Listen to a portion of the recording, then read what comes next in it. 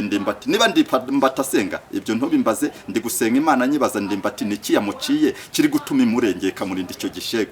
Icyo gishego rero cyari gifite umugambi ngo wo kuza gucunga ndimbati gifite icyuma gityaye ngo kikamuca ubugabo. Iyo ni imyuka mibi, byo ni ibitero, so n'imbaraga z'umwijima. Garase ndaguhanurira garukira aho ngaho. Icyakora Imana igufiteho umugambi muremure. Icyo Imana yavuganye nanjye yambwiye neza yuko uzava mu kurasa kugira ngo ujye hejuru. Dose ya Uwiteka yitayeho, dose ya Uwiteka ayijemo muri societe aho ukora, mu nganda aho wirirwa, aho ngaho ukorera, mu buzima bwa buri munsi, mu bucuruzi bwawe. Wahoraga ubona ikimenyetso ndahanurira umuntu hora ubona amapusa mutera akajya mutera ntamenye yawe amapusa avuye. Ayo mapusa ni imyuka mibi, ni ibitero bohereza birwanya business zawe, birwanya ibyo ukora no mu bucuruzi bwawe. Ayo mapusi ujye yabona nicyo kimenyetso nguhaye. Izo pusi bohereza zizamwe imyuka mibi. Ndimbati arazwi mu binyamakuru hose. Ndimbati sindanahura nawe, ntabwo nzi, ariko nge nk'umushuma nk'umukozi w'Imana urwego arimo rwose nemererwa kumuhanurira. Ndimbati Imana murinze umugore w'igishego. Umugore w'igishego ni bene aba bagore bitwa ibishego. Abagore bitwa ibishego nta zina ry'umugore w'igishego Imana yampaye. Imana irangije irambwira ngo ndimbati yari kuzagambanirwa n'abantu, ngo yamara kugambanirwa nabo ngo bagakoresha ngo umuntu ngo w'igishego, bamara gukoresha umuntu w'igishego wo mugore ngo bakamuha amafaranga bakamuha n'ubutunzi, ngo bamara kumuha ubutunzi ngo icyo gishego kikajya gushaka ndimbati bagasohokana muri hoteli ngo bakinezeza neza barya ibyabo. Ariko icyo gishego cyakoreshejwe cyatumwe n'abantu. Imana irambwira ngo Imana irengera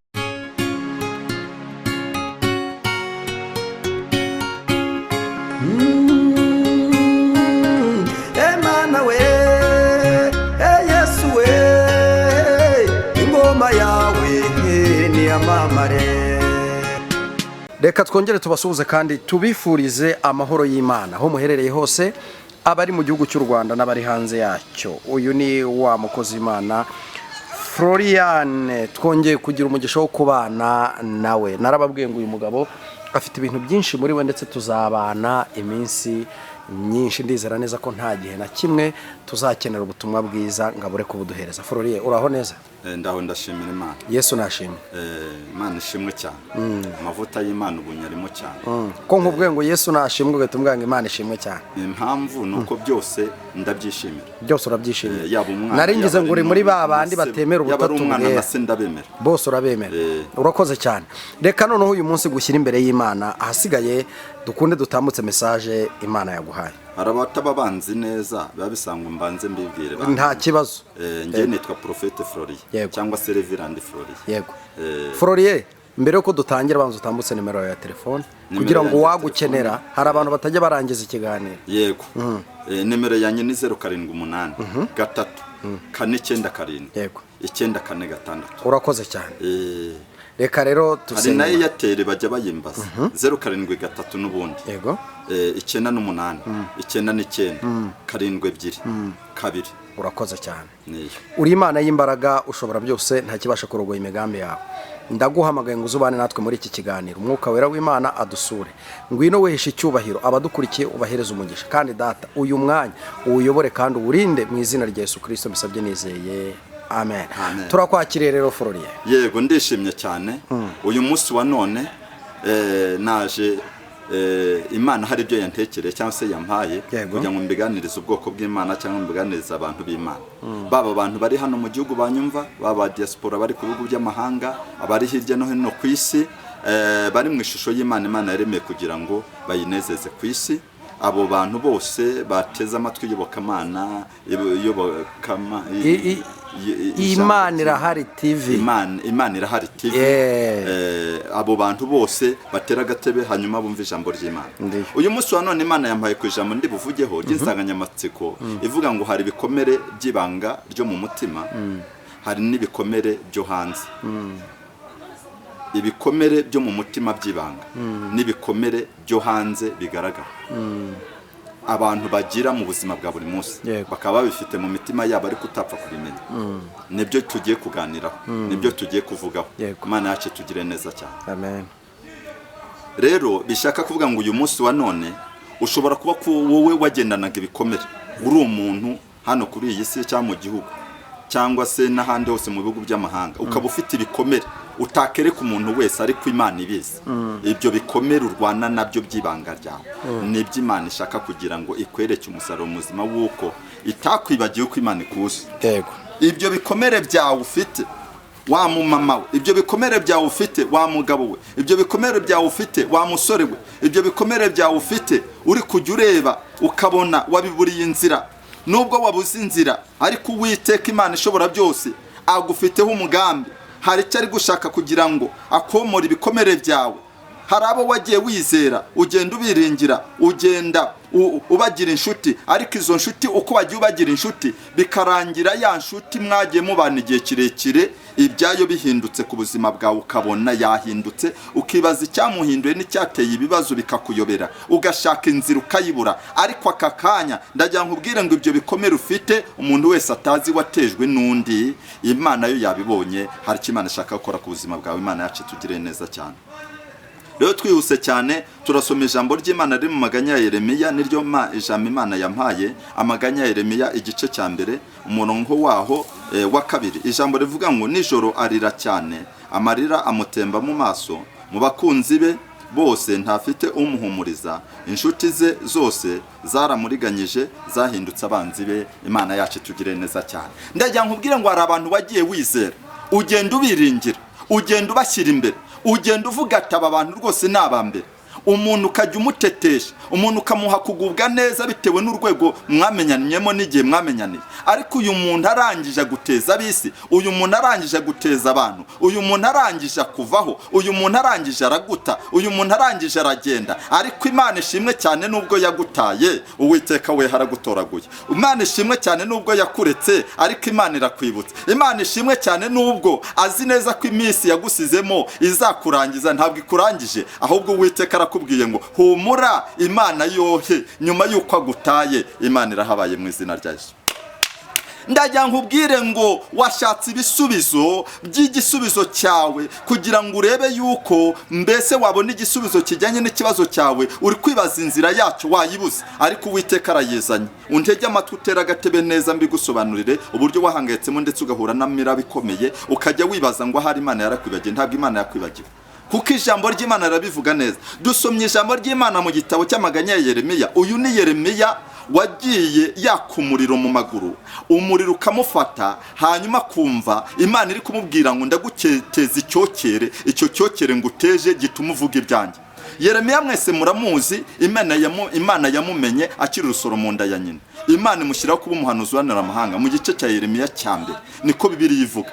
Hari naho ijambo rivuga ngo Yeremiya uyu nguyu ngo Imana yamushyize ijambo ryayo mu kanwa ke, ngo irangije imuha umubumbe w'igitabo, iramubwira ngo iki gitabo cy'ijambo ryanjye kibe muri wowe. Uwo ni Yeremiya Imana yabwiye gutya. Niwe hano wavuze ku by'amaganya, avuga ku by'amaganya n'intambara z'ibibazo abantu bahura nabyo ku isi cyangwa mu gihugu. Nawe ushobora kuba ufite ibibazo bikuremereye, ufite intambara z'amaganya akuremereye ariko abantu batareba, ndetse ahisha ahantu ariko kereke pare ku buryo wibaza utese ubu iki kibazo nzagisohokamo gute. Ndagira nkubwiye ngo amaganya yawe azamutse ku Uwiteka. Ndagira nkubwiye ngo intambara zawe zizamutse ku Uwiteka Imana ishobora byose. Ndagira nkubwire ngo Imana irakwibutse, Imana ibonye ikibazo cyawe, Imana ibonye intambara zawe. Imana yacu tugire neza cyane. Ijambo ryavuze ngo nijoro ararira cyane, amarira amutemba mu maso. Namaze kumenya ko hari amarira abaho yibanga. Umuntu arira adakeneye ko n'abisi bamubona, ukarira wenyine abantu batakureba, ukajya uririra aho uri, ukajya uririra mu cyumba cyawe cy'uburyamo, cyangwa se ukaririra muri saro aho abana batakubona, cyangwa umugore cyangwa se umugabo wawe, ukavuga uti ngewe Imana yonyine abariye ndeba. Yamarira mbese urira, ukazana mushwara ukajya wihanagura, uvuga uti Imana hatagira umuntu mbonera ibyanjye, hatagira umuntu umenya ibyanjye. Ndagira nkubwire ngo ayo marira niyo bita amarira yo mu ibanga. Ayo marira uyarize igihe kinini wa mugabo we ntiwihagarareho. Ayo marira uyarize igihe kinini wa mugore we ntiwihagarareho. Ayo marira uyarize igihe kinini wa mukobwa we ntiwihagarareho. Ayo marira uyarize igihe kinini wa musore we. Ariko ndagira nkubwire ngo Uwiteka abonye ikibazo cyo mu ibanga ryawe ry'umutima, uhora wibaza ngo ese iki kibazo cyarangira gute. Hekotaraba yashando yasika yasoberefa. Uwiteka abonye ikibazo cyo mu mutima wawe kirimo imbere kibanga abantu batabona. Icyo kibazo Imana irakibonye kuko ari Imana ishobora byose. icyo kibazo Uwiteka arakirebye aracyitegereje. ndagira nkubwire ngo humura, Uwiteka Imana yakubonye. nijoro ararira cyane, amarira mutemba mu maso, mu bakunzi be bose ntafite umuhumuriza, inshuti ze zose zaramuriganyije cyane. urabona ahantu wagiye wizera abantu ukabyizera ukabagira inshuti, ariko akaba aribo barangiza bakumereye nabi, bakarangiza bakubereye ikibazo, ugasanga nta kiguhumuriza ukibona kuri abo bantu kandi warabagize inshuti ukabizera. reka ngiye nkubwire ngo Imana ikomoye ibikomere by'ibanga wagiye utezwa n'inshuti wiringiye ukazizera ariko zikaguhemukira cyane. Heko talaba ya shando ya sika ya sobe. Imana irimo irambwira ngo ibonye ikibazo cy'ibikomere byo mu mutima wawe, kandi Imana irashaka kukugira neza no kukurwanirira kugira ngo ikurengere, kugira ngo wowe usohoke mu kibazo cyawe. Imana yacu tugire neza cyane. hari igihe umuntu yinjira mu manza, urugero akinjira mu manza, imanza zisanzwe mu nda akaburana n'abandi, ndetse ugasanga umuntu uri kuguhemukira nuwo mwagiranye amasezerano na mukajyana na sinyatire, mukajyana na za kashi zanyu, mukabikora mu ibanga ryanyu mutiteje abantu n'abahisi n'abagenzi. wenda akaboneka umugabo umwe ubisinyira cyangwa babiri, ariko ejo hazaza akaguhinduka, ugasanga mugiye mu nkiko, ugasanga mugiye mu manza, mutangiye kuburana, agatangira kuzana imanza z'amahugu. niho hano rino jambo rivuga ngo inshuti ze yari yiringiye zaramuriganyije cyane. nawe bari kukuriganya ariko Uwiteka yabibonye, agiye kukuburanira mu izina rya Yesu. nawe bari kukuriganya ariko Uwiteka arakwibutsa, humura, araza kukuburanira izo manza uri kuvuga utese Imana iraziburana ite. Imana ntabwo yananiwe, igiye kukuburanira. Imana yacu tugire neza cyane. Yeremiya rero uyu nguyu, iki gitabo cy'amaganya yakiteguye cyangwa se yacyanditse ashaka kugira ngo abwire ko hari abantu bajya bagira intambara n'amaganya n'ibibazo, bakagira ibibazo ndetse nabo bari biringiye bakabahemukira, bakagira ibibazo bakabigira bazi neza yuko batapfa kubona igisubizo, ariko arangije aravuga ngo amarira urarurira nijoro Imana yayabonye. rero nawe urarurira ukarira nijoro, ukarira ku manywa, ariko Uwiteka kumaza amarira mu izina rya Yesu. Imana igiye kongera kuguha inshuti z'umumaro. umuntu witwa Salomo yanditse ijambo rikomeye mu Migani ibice 17 umurongo wa 17, yandika ijambo rivuga ngo inshuti nzima zikundana ibihe byose, kandi umuvandimwe avukira gukura abandi mu makuba. reka mvugire ijambo Imana iri guhe nawe wowe uri kunyumva cyane. Imana iguha inshuti nzima, nkwifurije inshuti nzima. izo wagiye wizera ukazizera, nta nshuti zizirimo. Imana niguha inshuti nzima mu izina rya Yesu. Kotalaba ya shando ya sika ya sobre. Pere wirishegome tutalala bosogrere fa. Iyo nshuti y'umugabo wiringiye, wayihaye amafaranga yawe 500,000, uyiha amafaranga yawe 10,000,000, uraziyiha uvuga ati mubane neza, muzabane mu mahoro. nk'ubu nahishuriwe abadayimoni benshi bateye ku isi baturutse kuzimu, baza bashaka kugira ngo baterereze amadevorose, bajye batuma abantu batabasha kubana amahoro, mbese imiryango ntihuze. abo ni abadayimoni baza barwanya abantu. abo badayimoni wa muntu unyumva, Imana ibakurinda, ibarinde umugabo wawe, ibarinde umugore wawe, ibarinde umwana wawe. Imana itanze amahoro n'ihumure mu ngo z'abantu benshi.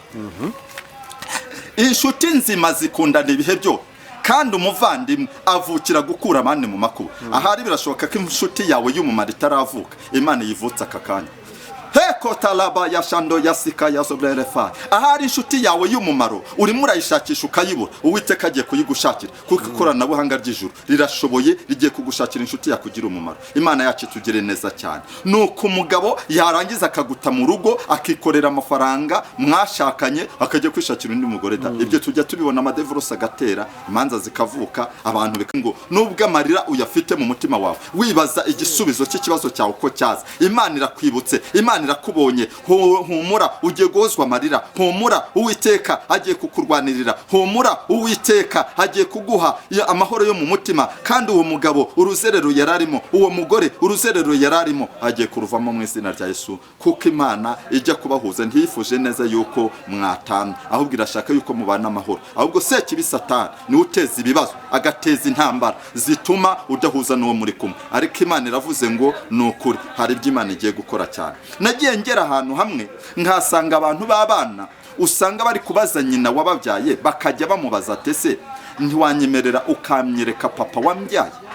ntiwanyemerera ukanyereka papa wambyaye? kujya umbwira ko ngira papa ariko papa nkaba ntamuzi. uwo ni umwana uba ufite igikomere. iyo ari mu mashuri ari kwiga, hari n'igihe abarimu cyangwa se abaprofe bamubaza ati ariko papa wawe yitwa nde, ese papa wawe ari hehe, ese papa wawe bite, none ugasanga afite ibikombe byo kuba atazi se nyina yaramumuhishe. Bya bindi abanyarwanda bajya kunda guca umugani uvuga ngo umubyeyi w'umugore ngo ni umenya se w'umwana, ngo ni umenya se w'umwana, akabigira ibanga, umwana akarinda agira nk'imyaka 15 20 30 atazi se, nyina yaramumuhishe, yaranze kumumwereka. Bishaka kuvuga ngo ibyo ni ibintu abantu baba barahishe mu mitima yabo, ariko babikwiye kuzajya habona mu gihe gikwiye. Rero bishaka kuvuga ngo nawe wari ufite ikibazo nk'icyo, wibaza ute se ubu nahishurira umwana nabyaye ise w'umwana, ese mumubwiye yabikura mwiki, ese byagenda gute? Ndajya nkubwire ngo Imana ivuganye nawe ngo humura, Uwiteka arakubwiye ngo uwo mwana hari ikintu Imana igiye gukora. Uwo mwana haleluya agiye kubona uburyo bwo kwiga, agiye kubona uburyo bwo kwitabwaho, agiye kubona uburyo bwo kuzakura, hanyuma yitwa umugabo cyangwa se yitwa umugore, asabwe akobwe, namara gusabwa agakobwa yambike se ingofero isa neza, anezerwe kuko ibikomere bizaba byashize, kuko ibikomere bizaba bitakiriho. Bishaka kuvuga mu yandi magambo ngo ukuri kuzaba kwagiye habona, Imana yashize ukuri habona, Imana yacu tugire neza cyane. Nebukadinezari ategura igishushanyo agishyiraho, aravuga ngo iki gishushanyo Meshake, Shaduraka na Abedenego ngo nibakiramye. Aravuga ngo iki gishushanyo niba batakiramije ati bafatirwa umwanzuro. Nuko Meshake, Shaduraka na Abedenego mu bice bitatu bya Daniel umurongo wa 19 baravuga ngo ntabwo twakubararira igishushanyo. Bashyira ukuri kwaba habona, ukuri kuri mu mitima yabo bagushyira habona. Baravuga ngo ntitwakubararira iki igishushanyo. Baravuga ngo uhereye aka kanya ati twebwe naho Imana yacu itadukiza ntabwo turi bwubararira igishushanyo wakizeho cya zahabu iki cy'imiringa, gifite amazuru kidahumurira, gifite amaguru kitagenda, gifite amaboko kidakora. Niba Imana yacu itanadukiza basi twipfire niba bibaye ngombwa. Bari bakomeye ku kuri kwabo, ukuri kwabo bagushyira habona, bagushiza habona. Imana yo mu ijuru iramanuka irengera Meshake, Shaduraka na Abedenego uko yabarwaniriye. Nawe ufite ibikomere byo mu mutima by'ibanga abantu batabona, Imana irabibonye. Nawe Imana irakurwaniriye kuko Imana irenze ibigirwamana, Imana irenze ibigirwamana. Imana yiringire. Imana ndi kuvuga ni Imana iri mu butatu butagatifu, Imana Data twese, Imana Mwana, Imana Mwuka Wera. Iyo Mana ntibayanika ku zuba ngo iratinya izuba, ntabwo ari ikigirwamana. Iyo Mana ntibayanika ku mvura, ntibayishyira hanze ngo imvura nishoka ngo iyi Mana ngo igire ubwoba ngo ninyagirwa ndahita mbomba. Iyi Mana ni Imana yaremye ijuru n'isi ndetse n'ikuzimira akontorora n'abadayimoni bose iziyo baba, ariko iyi Mana itsinda igatsinda hose icyarimwe. Nawe rero nigiye kugutsindishiriza. Humura rero ni wizera Imana, wirengera Imana. Ijambo nayo ifite nyamukuru ni ijambo rivuga ngo ibikomere byawe by'ibanga byo mu mutima Imana irabyomoye mu izina rya Yesu. Akira ubutabazi bw'Imana. Ndabwira umuntu uri kunyumva uri ku mugabane w'Uburaya uri kwifuza kugira ngo aze gukorera ubukwe mu gihugu cy'u Rwanda, akibaza inzira n'uburyo yabicamo yurira indege ngo aza akora ubukwe abukoreye ku Rwanda yongera asubire mu bihugu by'amahanga no mu diaspora. Uri kwibaza inzira byacamo, ariko ndaguhanuriye aho uri kunyumva, aho wicaye nk'umuhanuzi w'Imana. Imana itanze inzira kugira ngo nawe ukore ubukwe bwiza bushimishije unezeza ababyeyi. Ikindi nubwo waba nta babyeyi ugira, ariko Uwiteka niwe mubyeyi wawe wa mbere kuko ari Uwiteka ukomeye. Uwiteka avuganye nawe ngo aca inzira aho zitari. Ndaguhanurira nkubwira ngo Imana itanze inzira z'ikibazo ufite. Ndaguhanurira nkubwira ngo Imana irakwibutse. Imana ifite umugambi wo kugira ngo ikurwanire intambara abantu batashobora. Ndajya nkubwire ngo Imana ije muri dosiye y'akazi kawe, mu kazi kawe, mu buryo bw'akazi kawe. Imana irambwiye ngo nukuri ikuyemo ikimenyane kigiye kirimo, ikimenyane cyo kugutunganira intoki bavuga ngo ahari ngo wowe ntushoboye ngo nane cyo uzashobora. Ariko ndajya nkubwire ngo Uwiteka arakuvuganiye kuba boss bawe bo hejuru kugira ngo nawe uzamurwe mu ntera. Imana igwe promotion y'umushahara mwiza ndetse uve ku rwego rw'amafaranga wakoreraga y'indeca ndikize. Uhora wibaza ngo muri societe hano nkora kuki mbona bitagenda, kuki mbona ntazamuka, kuki mbona bitemera. Ariko ndajya nkubwire ngo Uwiteka nawe arakubwiye ngo akomoye ibikomere byo guhora usubira hasi kugira ngo ujye hejuru. Dose ya Uwiteka yitayeho, dose ya Uwiteka ayijemo muri societe aho ukora, mu nganda aho wirirwa, aho ngaho ukorera, mu buzima bwa buri munsi, mu bucuruzi bwawe. Wahoraga ubona ikimenyetso. Ndahanurira umuntu hora ubona amapusa amutera akajya mutera ntamenye yawe amapusa avuye. Ayo mapusa ni imyuka mibi, ni ibitero bohereza birwanya business zawe, birwanya ibyo ukora no mu bucuruzi bwawe. Ayo mapusa ujye yabona nicyo kimenyetso nguhaye. Izo pusi bohereza zizamwe imyuka mibi.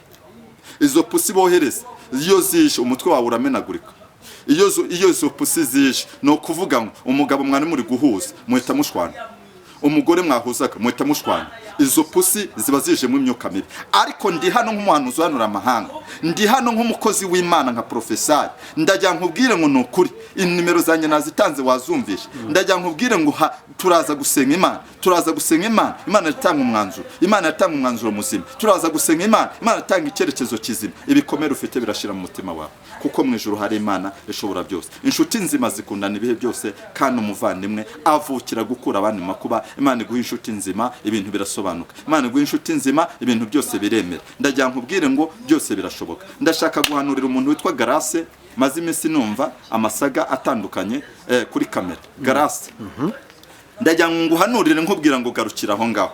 Grace, ufite karande ikugendaho, ikurwanya. Nabivuze mvuga ko ari abademoni bitwa karande batuma abantu batubaka ingo. Izo dayimoni za karande ziterereza umuntu kujya yumva adashaka kwishimira umugabo afite. Akumva umugabo afite ntabwo amunyuze. Akumva muri we arumva ashaka kubuhitura abagabo b'isi yose ngo agende yumva uburyohe bwabo. Abo ni abadayimoni. Iyo ni imyuka mibi, byo ni ibitero, zo ni imbaraga z'umwijima. Grace, ndaguhanurira garukira aho ngaho. Icyakora Imana igufiteho umugambi muremure. Icyo Imana yavuganye nanjye, yambwiye neza yuko uzava mu mukozi w'Imana ukomeye. Ariko hari karande iri kukurwanya, hari ibitero biri kukurwanya. Si wowe birwanya wenyine, n'abandi birabarwanya, ndetse n'abagutera amabuye nabo si shyashya. Ndajya nkubwire ngo bitonde, kuko nabo ntibaragera mu ijuru. Imperuka ntabwo iraba, ntabwo impanda y'Uwiteka yari yavuga. Be kugutera amabuye uko babonye, kuko Yobu we yaravuze ngo uyu muntu akiri mu isi abagifashe igihe kinini mu ntambara. Ariko ndajya nkubwire ngo Grace, ni ukuri ko Imana isumba byose. Usange abatambyi basizwe. Hari umutambyi nemera hano mu gihugu ukomeye cyane witwa Celestin Mose Kavuza Nduru, uzamusanga gusengere. Yagiye asengera abantu benshi, mbona Imana ibagire neza. Ni umutambyi witwa Bishop Celestin Mose Kavuza Nduru, asengera abantu. Umuvuge gakeya twumve. Yitwa Bishop Celestin Mose Kavuza Nduru. Celestin Kavuza Nduru. Bishop Celestin Mose Kavuza Nduru. Bishop Celestin Mose Kavuza Nduru. Hanyuma akoreshwa n'Imana cyane uwo mu bishop. Si ubwa mbere nanjye mwumvise. Iyo uvuze utyo azamusanga, niryo zina rye cyangwa we ni kumwita? Njyewe niko mwita, niko muzi. Mu buzima muri make niwe muntu, ayo mazina yose mfite, niwe muntu ushobora gufasha Grace, yamufasha akamusengera, akamukuraho ibyo byose bikarangira. Urakoze cyane. Natamubona nanjye azandebe, nzamusengera Imana, Imana imugirire neza. Ariko impamvu nari ntanze urugero gutyo, nuko nabonye uwo mushumba afite amavuta yo kubohora, asengera abantu benshi bakabohoka. N'abantu bitwa abakozi b'Imana bakomeye bari mu bintu by'Imana, bitwa ngo bararemerewe, ariko bakeneye ubufasha n'inama nyinshi. Iyo bamusanze uwo mushumba arabasengera bakabona Imana. Rero azamusange, amusengera akiri mu mwuka, umuterereza kugenda ahura n'ibigeragezo bikomeye. Undi muntu ndi gushaka gusengera cyangwa guha ubuhamya, umuntu witwa Sabi. Guha message ye n'umuntu witwa Sabi. Sabi arazwi mu binyamakuru hose. Sabi ndi kujya mwumva ngo yaturutse ngo igipangu, ngo araguruka, ngo acike, ngo avunika akaguru. Ibyo byose nabyumvishe amasaga abantu benshi babivuga. Ariko ikintu Imana yambwiye ngo abo bose bari kumutera amabuye nabo ni abantu, kandi nabo bafite inyama n'amaraso, ngo bafite umubiri. Sabi, impamvu Imana yambwiye yuko abantu bamufite ishyara ari benshi. Imana yambwiye ngo abantu bitonde kuri Sabi. Imana imufiteho umugambi muremure urenze w'abantu batekereza. Ngo kandi Sabi Imana igiye kumuzamura no kuruta uko yari. Nuko numvishe Imana irambwira ngo biriya byo kugipanga birwa bafotora ibipangu bya Sabi, bajya kubifotora, bajya gufotora ngo naho yagiye gusura, ngo n'abantu agiye gusura baribo, ngo hanyuma ngo avunitse akaguru. Kuki baterekana uwo mugore ari mu maguru ye, bakerekana ibipangu gusa, berekana ngo aravunitse. Kuvunika ntawe utavunika. Ubuse nge sinagenda ngatsikira cyangwa n'undi wese agatsikira, cyangwa se ntabwo wabunyura ku gipangu gutyo umuntu akabagufasha ifoto. Ibyo ni ibintu bisanzwe. Sabi, humura huri, Imana igufiteho umugambi. Ndaguhanure sinkuzi, sindanakubona, ariko Imana irakuzamuye. Ikindi Sabi, Imana irashaka yuko ubutunzi bwawe bukorera Imana mu rwego rujyanye no gushyigikira umurimo w'Imana. Insengero, abantu b'Imana nk'ubu leta ibisaba, insengero zimeze neza, zubatse, zifite amapave, zubatse zimeze nk'amataje azamuye ari hejuru. Za nsengero zituye mu binani na za zindi zituye ahantu mu manegeka, leta yarazanze. ziriya nsengero nanjye numvaga ntari nazikeneye. Urusengero wasengeragamo ugasanga warwaye amavunja, ivumbi riri kugutumukaho. Abayobozi bacu ndabakunda cyane, baba bakoze neza cyane. Bishaka kuvuga mu yandi magambo ngo Imana yo mu gihugu cyo mu ijuru igiye kugirira abantu neza. Ndasoreza ku muntu witwa Ndimbati. Ndimbati arazwi mu binyamakuru hose. Ndimbati sindanahura nawe, ntabwo nzi, ariko njye nk'umushuma nk'umukozi w'Imana urwego arimo rwose nemererwa kumuhanurira. Ndimbati Imana imurinze umugore w'igishegu. Umugore w'igishegu ni bene aba bagore bitwa ibishegu. Abagore bitwa ibishegu nta zina ry'umugore w'igishegu Imana yampaye.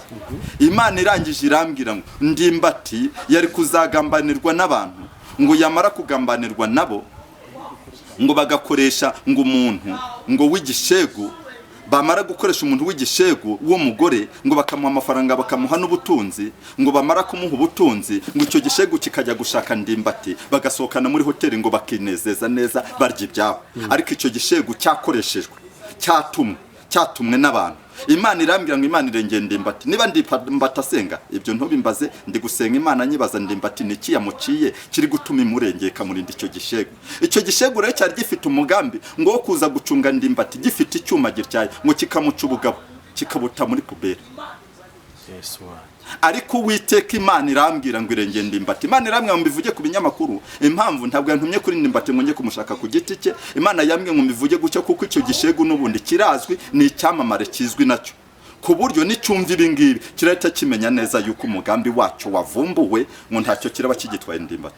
Ndimbati ndaguhanuriye aho sinkuzi, nawe ntunze. Imana irakurengeye, ndetse umugore wawe w'isezerano cyangwa se wabyayeho abana bawe bazwi, uwo mugore Imana imurinze amarira, kuko ubwo bugabo bwamaze gucika, ubwo umugore nyine yaba atakibona ibyiwe. Bishaka kuvuga mu yandi magambo ngo Ndimbati ndaguhanuriye, urazwi hose mu binyamakuru, aho unyumva hose, Imana irakurengeye mu izina rya Yesu. Hekotalaba pere wirishegome tutalale bosokre. Hekotalaba shando yasika yasobre. Ibikomera abantu bafite byo mu mitima bitazwi, Imana ibitangiye umuti wabyo. Hekotalaba shando yasika hayasobre fa pere wirishegome tutalale bosokre fa. Imana ikambwira ngo humura, wowe uri kunyumva, ngo ikugiriye neza, ikambwira ngo iragutabaye, ikambwira ngo iraguhumurije, ikambwira ngo irakurwaniriye, ikambwira ngo ikongera iminsi yo kurama, ikongereye kubaho. Ndasoza mvuga ngo intebe z'abantu bose batubaha Imana bagasuzuguza izina ry'Uwiteka zose ntabwo ziri burame, nta nubwo ziri bukomeze zirubikwa, ariko intebe z'abubaha Imana zirazamuwe. Intebe z'abubaha Uwiteka zirazamuwe, intebe z'abubaha Imana zirazamuwe. Nuko Imana yambwiye ibyo birumvikana, ntagire ushyiraho commentaire yindi. Intebe z'abubaha Imana aho ziri hose zirazamuwe, ariko intebe z'abayisuzuguza Imana irazubitse. Ndagushimye Mana yuko uri Imana ishobora byose. Ndagushimye Imana yuko uri Imana y'ubutwara. Iki kiganiro kigiraho wese Mana kimugirira umumaro, kandi uhindura amateka yabeje, ukiza ibikomere by'abantu mu mitima yabo. Ndagushimye kuri Ndimbati, ukamurinze igishegu cy'umugore cyari kigiye gukoreshwa, kikaza bagasohokana, kigateza umuraba watuma ubugabo bwa Ndimbati bucika. Uhereye akakanya Ndimbati uramurengeye yari hose mu gihugu, Ndimbati murwanirira, Ndimbati murengere mu izina rya Yesu. Garasura murengeye umukuye muho karande zigenda zimurwanya, zimuzenguruka, zimunaniza. Ugiye kuzamuha kubaka urugo, akabasha kugira urugo azasaziyamo akagira imvi. Mana ndagushimye yuko urengeye abantu benshi bagaragara mu binyamakuru ahangaha, kunagiye mbona kubarengeye, ukabarwanirira, ukabutanza umuti w'ikibazo cyari cyo cyose mu izina rya Yesu. Ishimwe ryawe rishyirwe hejuru kuko Uwiteka mu izina rya Yesu. Amen, amen, amen, amen. Urakoze cyane. Imana y'amahoro iguhereza umugisha kandi guha umugisha mwinshi. Shalom. Shalom, shalom, shalom.